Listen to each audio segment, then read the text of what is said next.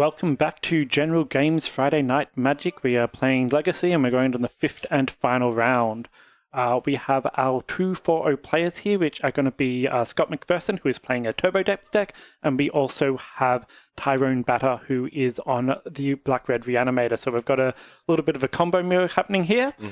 And they're both playing off for a plateau for first place and just 25 store credit for second.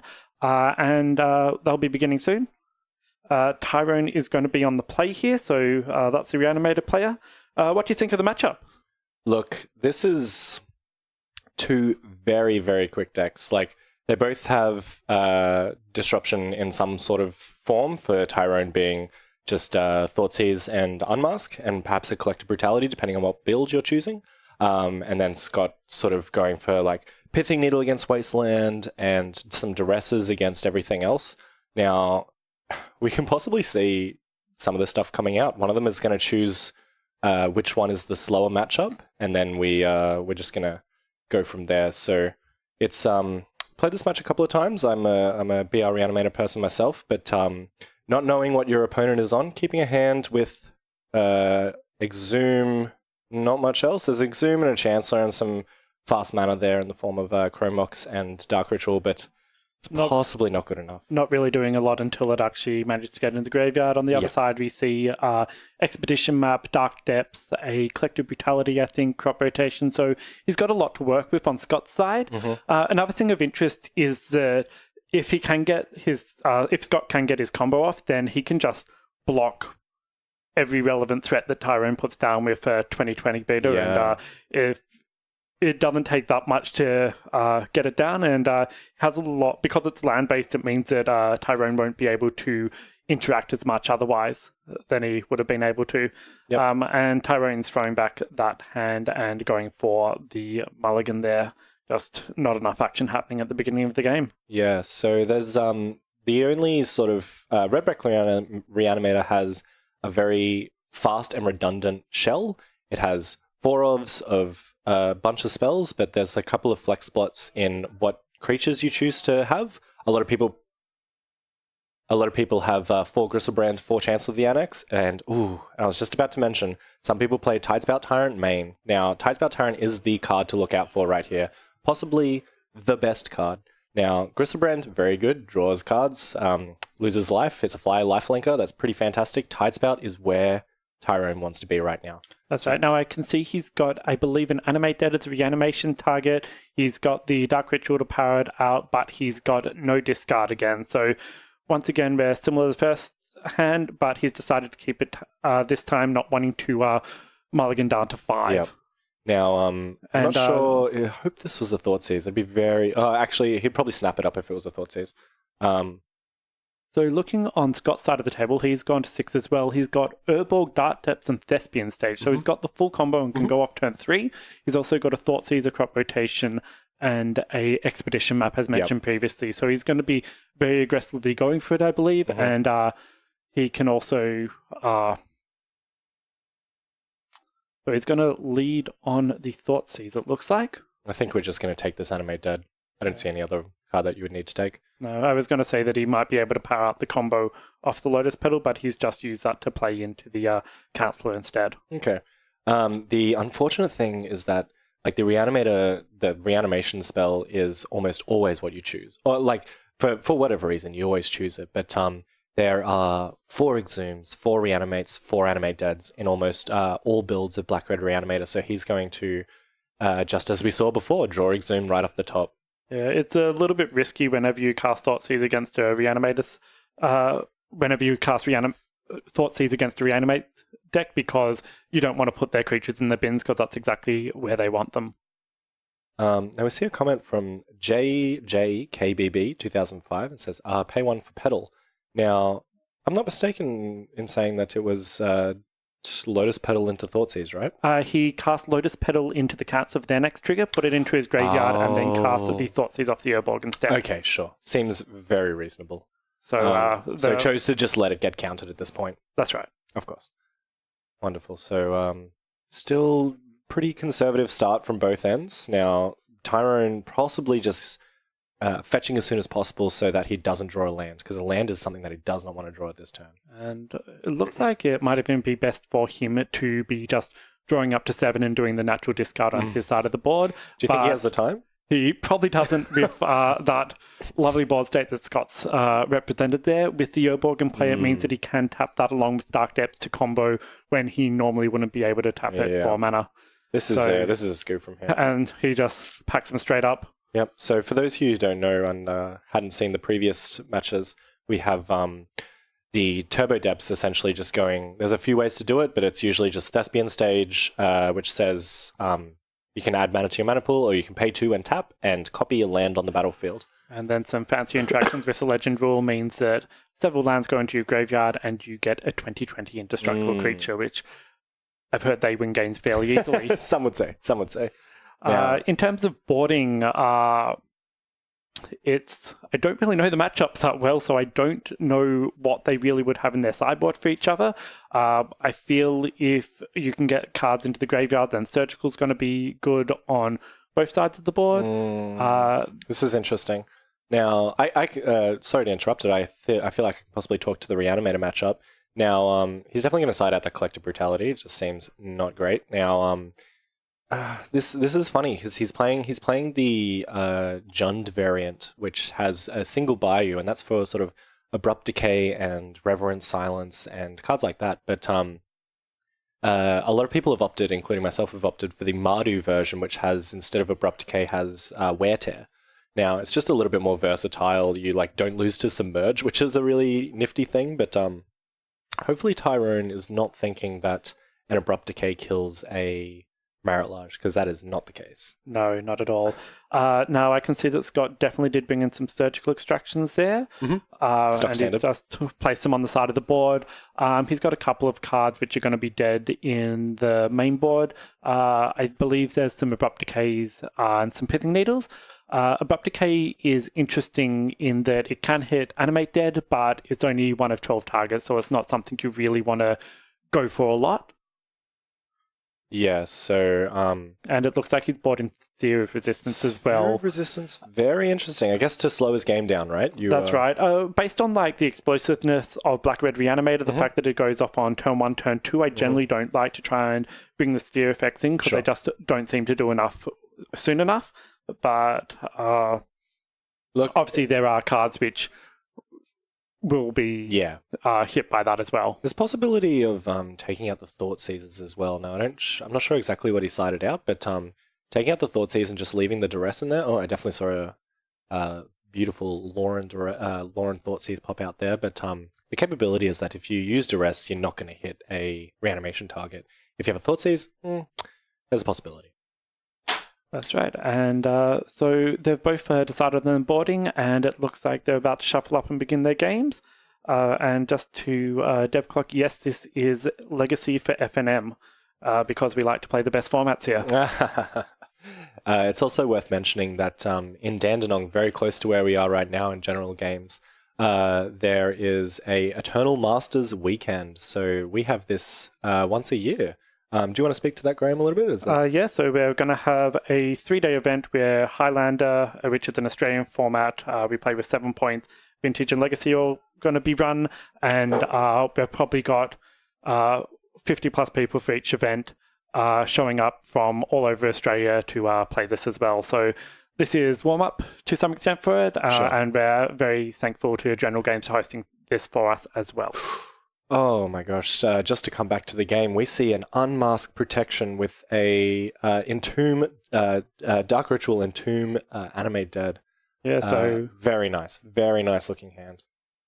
And on Scott's side, he's shying his hand a little bit away from the hammer, but he does have a Surgical Extraction, a Vampire Hex Mage, and a Dark Depths in there. Yep. Can't see much else. So Tyrone on the lead is going to be able to, as we said, straight away take that Surgical Extraction, and we'll see exactly what else they've done in the hand here as well. Yep. So unfortunately, Scott not having any available targets. It is very common for someone with a Surgical in hand, seeing this and masking, then going, okay, well, I will Surgical it. This is very interesting. I believe, if I'm not mistaken, Sure. Yeah, so obviously that card there looks like it's in Japanese or Chinese, not 100% certain which one. How many different card types does Unmask hit? So it's essentially a Thoughtseize. You don't lose life for it. So it's a Japanese Unmask. It's 3 and black, and the Oracle text is target player reveals their hand, and you choose a card from it. Oh, no valid target. Yeah.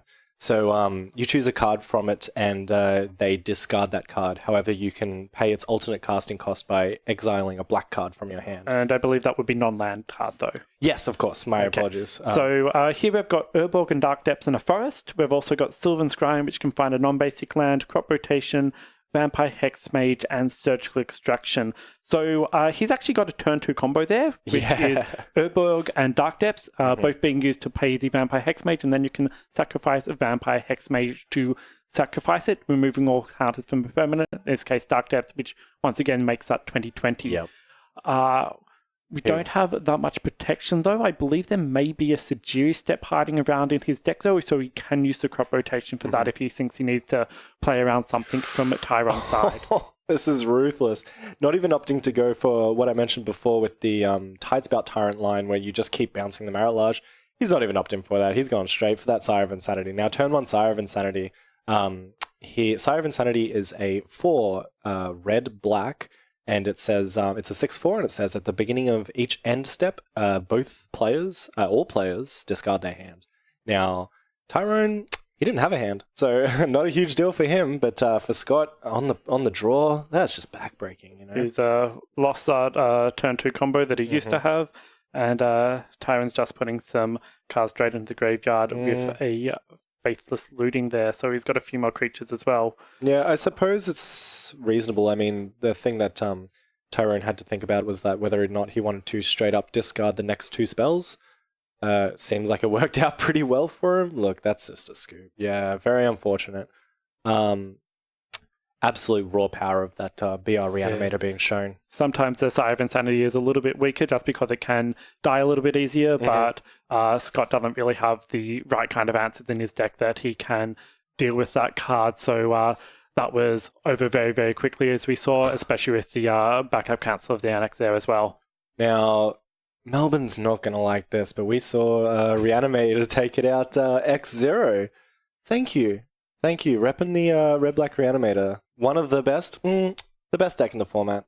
So, look, I'm just saying that with because I play it, but it's very, very fortunate to see a Turbo Depth versus Reanimator. These two hugely powerful decks just seeing who can turn one the fastest, right? Absolutely. Well, we'll just see if any of these people can run it back tomorrow, or on Sunday, I should say, when the bigger Legacy tournament happens, and we welcome the competition as well.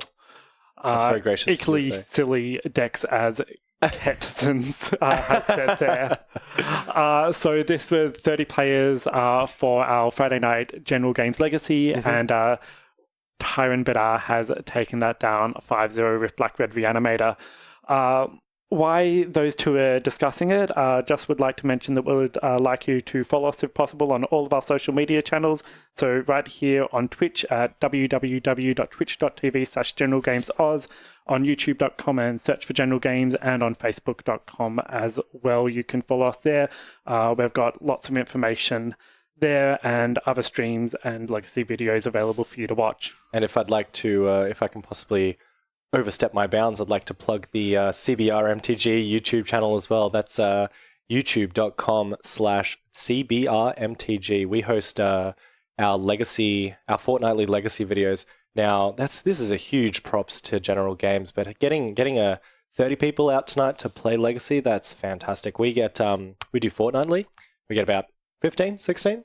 Pretty small for Canberra, but look, we bow down to the gracious lords of Melbourne, and we hope that they be kind to us in return. Fantastic. So at the moment, Tyrone here has a Canceller, a Unmask, and a Black card, and then quite a lot of land floating around there. So I wouldn't be surprised if he throws this one back. He is on the draw, so he doesn't need to reveal anything yet. Scott on his side, once again, has the combo in hand. He's got a Duress, a Surgical, a Vampire Hex Mage, and a We've got a Crop Rotation, Vampire Hexmage, And a Lotus Petal. Yeah. And it wasn't actually a black card, sorry, I saw in Tyrone's hand. It is a green card. It's Archetype of Endurance, a sometimes inclusion. This is I believe it's 6 green for a 6/6, and it says creatures you control have hexproof. Yeah, so just out to Nilo there. Chalice on 1 is quite powerful, but there's a lot of ways to play around it. Black-Red Reanimator plays both Exhume and Animate Dead, which are 2-cost reanimation spells, and it can also, if it can't entomb, it can unmask itself to discard its creatures if it really needs to. So it's got a lot of ways to play around it, and it's actually looks like it's actually been designed around being able to beat that particular combination. Yeah, the last league match, I'll tell you right now, the last league match that I lost, it was against a good friend on Eldrazi, and he went, turn 1 Chalice. I'm like, that's fine. Chalice on 1, and then he goes, Chalice on 0? And I go, that's pretty hard, but like it's not impossible. I can still unmask Exhume. And then I said, go. And then I passed back to him, and he said, Chalice on 2? I went, all right, that's enough. I've had enough of this. Sometimes decks just can't beat those 3 Chalices. Absolutely not. So Tyrone mulliganed just like we predicted he would, and he is going down to his 6, and we'll have a look at those now as well. So we've got Bayou, Marsh Flats, and an Entomb. One of the new arts. We've got Unmasked Council of the Annex and a Swamp. So we've got most of what we need to do, but it's just going to be happening slowly. It's not speeding anything out this time. Yeah, I think it's a hard keep just because you want to unmask your opponent before you try to go off. Like that's what you want to do. Now he has Tyrone oblivious to the fact that Scott has a Surgical Extraction in hand, so he can't just hope to draw that reanimation spell, unmask himself with the Entomb, get Chance of the Annex into the bin, and then try and go off from there. But it's not a great hand. I'm not sure if I'd keep that.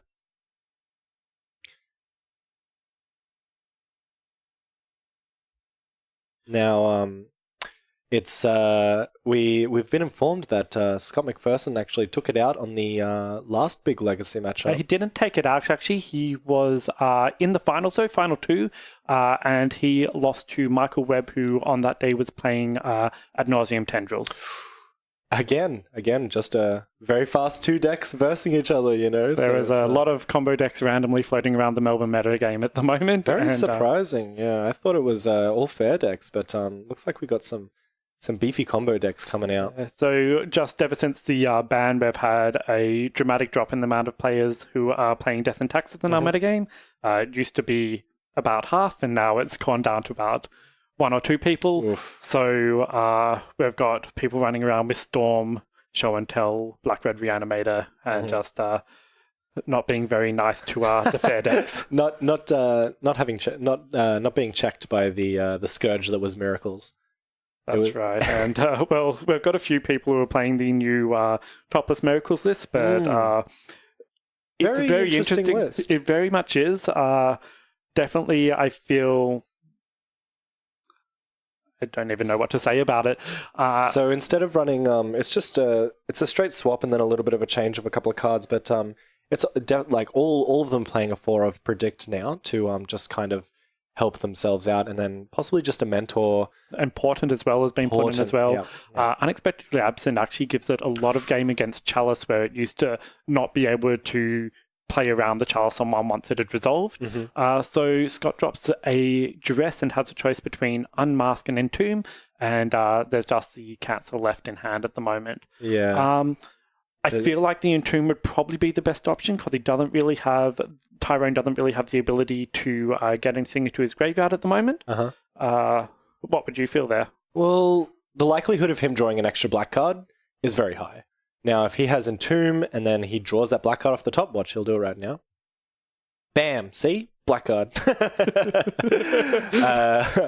So very likely that you draw that black card off the top. This instance not being one of them, but I think it's fine. Taking the Entomb was definitely the stronger play. It forces him to play Chancellor, which is not a good reanimation target against Scott on Turbo Depths. So Looks like he made the right decision, but Being punished a little bit with Tyrone just drawing immediately into the Faceless Looting, which allows him to draw 2 and then put 2 cards from his hand into his graveyard. So that'll probably let him get rid of a few of the lands as well, if nothing else. This makes me very nervous. Look, he's hoping to draw Reanimation spell and then another creature. And sees 2 Dark Rituals instead. I feel he's just going to drop the land there, or maybe drop. He's just going to go for it. Chancellor's like not a huge thing. Like he may as well just do it and like let it get surgicaled, and then hope to go Faithless Looting next turn into another creature. So I think this is fine. It's definitely a risk. I wouldn't do it with a better creature, but Chancellor seems fine to just sort of let it get surgicaled. So on Scott's side of the board, we've got a Thespian Stage in hand along with a Vampire Hexmage, so he can drop that out next turn. He just doesn't have the combo piece, so I do believe he has another 3 crop rotations and 4 expedition maps to go and search them out for, along with some Sylvan Scrying, so he might find those eventually to be able to pull his combo off. And he's also got the Surgical, which I believe we're going to see the next moment we see a... well, there we go. Surgical. When we see a mask, and that means that Tyrone is left with no targets in hand for his, or with the Vampire Hexmage, I should say. Yeah, so we're possibly to the dismay of a lot of viewers seeing Tyrone not doing a lot, doesn't have a reanimation target, doesn't have any cards in hand besides some lands, and then Scott having 1 land after this unmask resolves. So we'll see Scott taking an extra careful look at these cards, because we mentioned in the previous matchup that Scott has a lot of mismatched cards for the just in case it gets missed by a surgical. So hopefully he took that extra step. But it looks like he got all 4 Chancellors. And then, unfortunately, fellas, we are just going to see a couple of turns go back and forth. Yeah, so both of them just looking to draw any of their combo pieces. And Scott draws a Thoughtseize, except I believe he knows all of the cards in Tyrone's hand, just due to the earlier plays. Tyrone, of course, drawing a Grizzlebrand of all the pieces he could have, which is not the card he wants in his hand right now. He wants it right there in his graveyard. Yeah, look, we're pretty close to a flashback Faithless Looting, which is completely reasonable at this point. You can possibly lead with the Thoughtseize, but I would wait. Hold up the Thoughtseize for when you're attempting to go off, and then just hope that he doesn't have the surgical again. Scott isn't doing a lot on his side, but his board state looks very threatening with the Thespian Stage over there. Yeah, just waiting for that Dark Depths to come down. And so he goes ahead with the flashback Faithless Looting, like you've said. He draws a Collective Brutality and a Lotus Petal. He's dropping his creature, and in this case, he's getting rid of the Thoughtseize as well. Okay. Do you rate the Collective Brutality over... Ooh, there's actually a very small line of gaining 2 life from Collective Brutality, opting to drain your opponent and survive 1 hit from a Merit Large token. I believe he kept the Lotus Petal for the sole purpose of just being able to discard it again later, but Scott immediately follows up with a Duress, and we are left with both hands just being completely disabled by the cards they have in hand. Tyrone now plays out the Lotus Petal that Scott knows about. Draws a second Thespian Stage. I love it. Look, he has that Thoughtseize in hand, but he might just wait a couple of turns. It's hard to say. This is just mono hand disruption for possibly the next few turns, but like... It's a little scary for him if he does fire it off, then it ends up with the Tidesprite Tyrone in the bin, and then Tyrone just has to reanimate it. Well, however, I believe would probably go for the Grizzlebrand before the Tidesprite Tyrant, and Scott deciding to keep it there. Draws a Unmask. Can he hardcast that yet? He's got 4 mana there? He can choose to. I'm not sure if it's the... I guess it's a fine idea. You do have to sacrifice that Lotus Petal, but 3 mana is literally all you need. And chooses to target his opponent and drops a Thoughtseize. Yeah. Mono hand disruption, what did I say? Scott decides to turn on his green mana by using a Thespian Stage, copying the Bayou on Tyrone's side of the board, and that means that a lot of the cards that he's got floating around, the crop rotation, the Sylvan Scrying, are now cards that he can use. Yep. Now we see an absolutely fantastic draw for Scott. Now, speaking of hand disruption, here we go. We're going to see this power in action. We have another Surgical Extraction in hand, and we're about to see it. We're about to see it get snapped off. So let's see this reanimate. So cast Reanimate. Now, I assume the target was announced. Otherwise, he wouldn't be doing that. But he surgicals the Grizzlebrand in response. Reanimate makes you lose life equal to the converter mana cost of a creature, but only if it resolves. So because the creature is not coming into play, he's not going to lose that 8 life. And just the surgical is going to do the work there. And he's also cast it for mana off the Urborg. So that means that no life lost from Scott's side either, just keeping each other with very high life totals and very low hand counts. Now, there is a line of just being a little bit patient. I know it was very unlikely that he had that surgical. It's definitely a wise decision to snap it off as fast as possible, but there is also a line of taking nice and slow and hoping for that exhume. With 2 creatures in your graveyard, you don't have to, with the exhume, you don't have to name a target. You just take a card from your graveyard and put it onto the battlefield. Now, if you have to target with surgical, so when you exhume, you just choose the other creature. Now he doesn't have the benefit of doing that. Okay, so we're just having Scott checking his own deck for all the Gristlebrands and wondering where all the Gristlebrands are. Obviously, and you can see Tyrone visibly laughing there. Tyrone possibly maybe letting it resolve. Just checking his deck. Good. Yeah, get all the Gristlebrands you can, man. The extreme is a little bit worrying if Scott does manage to hit a Dark Depths as well, just because he does have a Vampire Hexmage in that graveyard yet. However, I don't know if Tyrone has a way to stop the combo on Scott's side, such as a Pithing Needle or something similar that might be floating around in his deck. He still has those. He still has that Tidespout Tyrant in hand. Now, I believe that is his only out at the moment. He reanimates Tidespout Tyrant, and he just hopes to cast a spell every turn and bounce those Maralages. Now, that is a very, very thin line that he can take, but it exists. So you play to your outs, right? So both players are shuffling after that mishap with the surgical extraction, and we lead on and see what Scott is going to draw here. And very well mentioned by Jimbo of General Games Oz, saying he hasn't received a judge call like that before. Looks like he's created a second Bayou over there, and Jimbo is level 2 judge, so we've got quite high quality judge calls here when we need them. Tyrone draws a Reanimate, and decides not to fire it off yet. He's just waiting for a few moments. Scott plays out the hard cast Elvish Spirit guy, which play to your outs. Shows us where we are in this game at the moment. Fair and balanced magic. Oh, here we go. This is going to be Reanimate targeting. Oh my god, this is disgusting. Targeting the Vampire Hexmage in the Turbo Depths player's side of the board. So first strike damage means that Tyrone is going to win any combat map that might happen.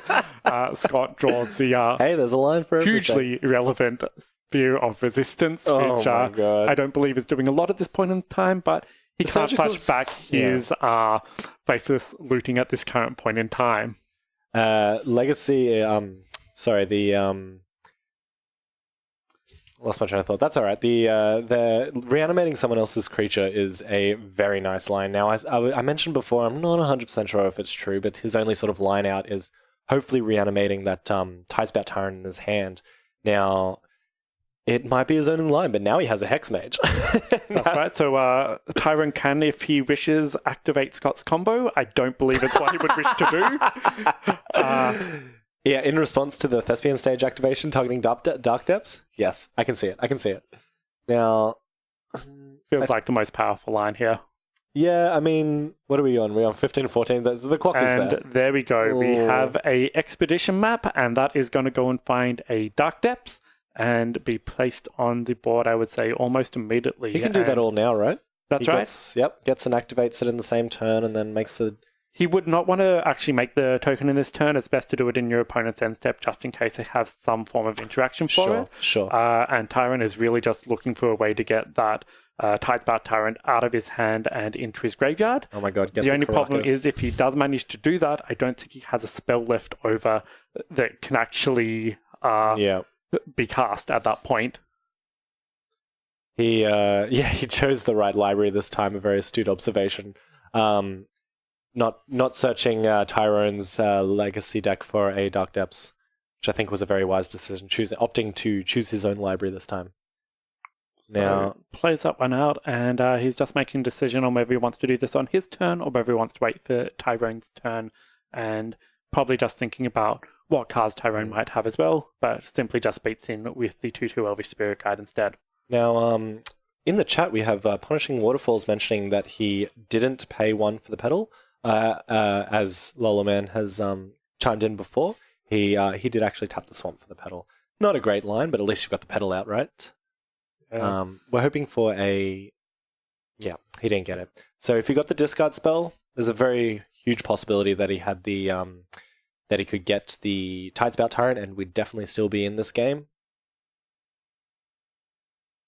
Yes, for sure. So so that was fantastic. So we have Scott taking out the entire match for Legacy. Very, very, very powerful plays from the Turbo Depths matchup. And unfortunately, Tyrone not being able to... Wow, we're seeing a hand clap here from the boys. Fantastic. Yes, very huge congratulations to Scott. I actually believe he's coming in right now for a little interview, as you can see on the camera. Hey, Scott, so please come sit down and put the headphones on and we'll give you a little interview. Yeah. How funny was that, eh? Look, I definitely have a couple of things I want to mention. I want to mention how awful it was for both of you to be going draw-go for a little while, you know, just like... And how satisfying was the searching your opponent's library, searching your library for the Gristlebrands? I didn't know Surgical Extraction did that. Right? It was like there was none in there. You got any more? I was like, well, hang on. Wait a minute. An obvious mistake. I did play of the day. I would call that one. Yeah, definitely. We had Jimbo mention that he hasn't had the judge call like that before, where it's had someone else search library. No, it's fantastic. I did give you a little bit of a dig of your mismatched cards. That is apparently for the strategic benefit of when someone surgicals your hand. Would you like to surgicals something in your graveyard? Do you is it because that you think that they'll miss a card if they scroll through looking for the cards that they surgicaled? Sorry, what? No, sorry. with the mismatched cards, when they surgical something of yours, yes, are you expecting them to not find the card that was mismatched? What do you have mismatched cards for? What do you mean mismatched? You've got mismatched Duress and Thoughtseize. They're from different sets. Oh, right, got it. Yeah, I've heard that's a tech. Yeah, but no, it's just I like the art on some of them. Sure, very reasonable. Very reasonable. We'd like to give you a huge thank you and present you with this beautiful plateau. Oh, fantastic. Thank you so much for coming. No worries, my pleasure. And thanks a lot, and we'll see you next time. Yeah, I'm looking forward to watching the replay. There was a lot of draw goes, but we enjoyed it. Yeah. Thank you very much, guys, for tuning in for this stream of General Games FNM. Very fortunate to be able to host a FNM. Very thankful to host an FNM for Legacy, and looking forward to some games for Eternal Masters tomorrow. Thank you very much, guys, and have a wonderful night.